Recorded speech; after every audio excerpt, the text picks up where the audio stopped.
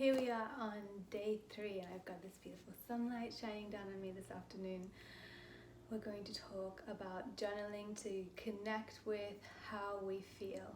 Now, something that I notice very often with my work with clients is that a lot of women have a hard time being vulnerable and sharing how they feel because, in fact, they don't know how they feel.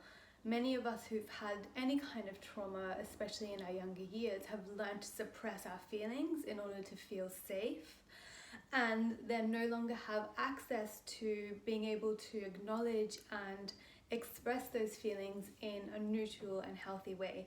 We either tend to just suppress and then burst out, or when there's an opportunity to express, we don't have the vocabulary to express what it is that we're feeling.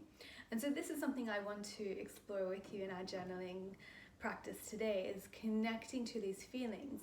So if you're someone who's ever felt numb or unable to be vulnerable or unable to communicate their feelings, this is a really good practice for you, but it's a good practice for all of us. It's important for us to, with intention and compassion, actively choose to connect with our feelings on a day-to-day basis, and especially so if you're someone who has habitually suppressed them in order to be able to manage living your life in this world, which is a tricky thing to navigate because this world does not really support the sensitivity that most of us have, and that sensitivity is connected to us being able to feel safe in feeling what we're feeling.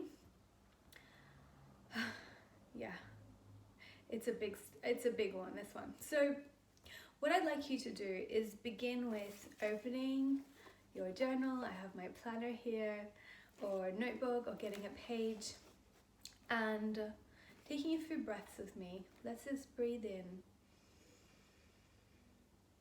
and out. Drop those shoulders down. Maybe stretch your neck a little bit. I tend to get quite tight up there sometimes after a long work day like today. Breathe in and out. And just let your body physically relax.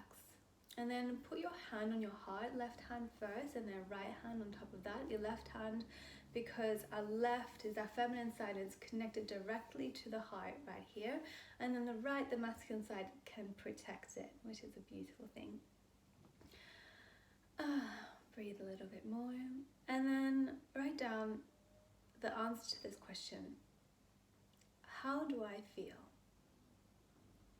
Now, this may come through as different things for you. It might be just sensations in your body if you don't have words, like I feel uncomfortable or irritated or joyful or tight or lit up, whatever coming through for you. Like, just start free flowing.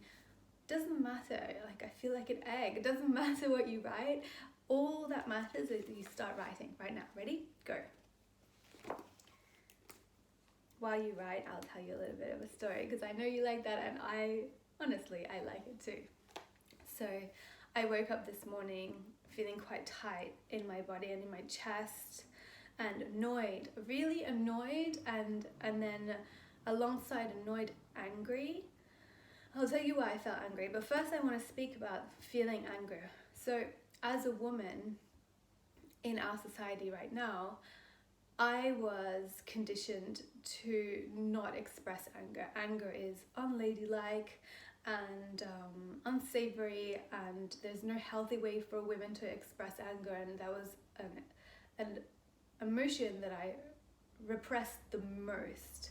And so since I've healed that part of me, one of my practices in general is to name anger when I feel it, and actually keep writing about what you're feeling, what's coming up for you, but I want to speak through something with you here. So one of the reasons why a lot of us feel numb and then are unable to be vulnerable and express our feelings is because we don't have the vocabulary. So we don't have the connection between this is the feeling in my body and the word that's associated with that feeling, what that means to you. And so what might have to happen for you at the beginning, maybe right now, right here today, as you write in your journal, is that you connect to the feeling in your body that you're feeling, and then you intuitively write a word that you feel like it might mean or it might express. It's not about finding the right word, it's about allowing your body to guide you towards what that word might be. And so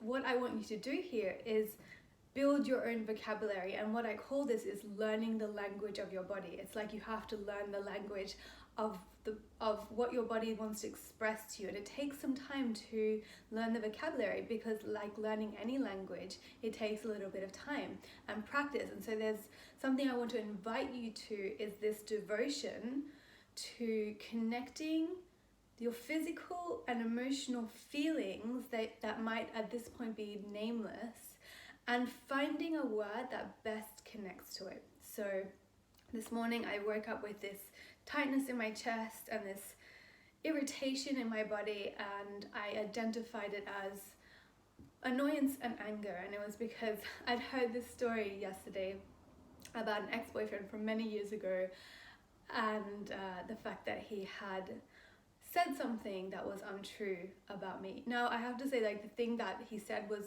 quite minimal, but the reason why it triggered me so much is because he had lied quite a number of times about me and the things I did and didn't do after our breakup to the people that we both knew. And at the time I was like, I understand, he's hurt and he doesn't, his ego is fragile and he doesn't want to feel like he's been rejected, so he's telling the story in a different way than how it actually happened, And so I just want to remind everyone that there's always two stories in every event, and not just to take someone's word. And at the time I was like, it's cool, like I get it. Like he's wounded and he's reacting in this way, and I have compassion for it and I have understanding for it, and I can totally let it go. However, now it's been like 3 or 4 years and he's still telling lies. And I found out about one yesterday through a mutual friend, and it really irritated me because I was like, dude, move on. Ugh. And I realized, and I sat down and I journaled about it this morning, that the anger was not really about the lie.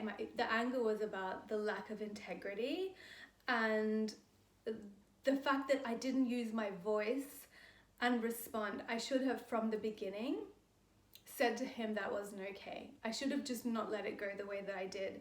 And I'm learning to use my voice and speak up for myself much more than I ever have before, because what I used to do is just spiritually bypass everything.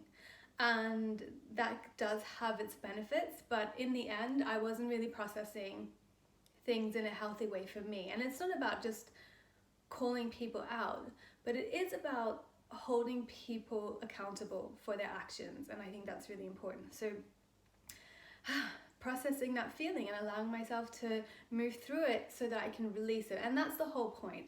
The only way out is through. And so if you're wanting to release some things in your body, in your life, and there's blocks, most likely what's happening is that there's a lot of emotions that haven't been identified and processed and given the time and energy that are required to move through. And so what you want to do is sit with them, identify them, give them your attention, and then they will pass through and you will be free of them. And that's what this exercise is for. So how do you feel? What's coming through for you? And then, I'm just looking down at my notes. I want you to write down what it would feel like if you were connecting to your emotions on a day-to-day basis. How would you feel if you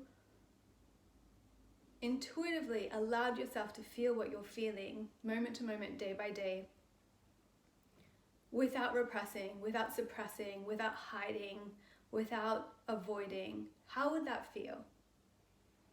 For me, it's really freeing. It's life-changing, since I've been able to firstly learn to name my emotions, and secondly acknowledge them, allow them to be there, and then process them.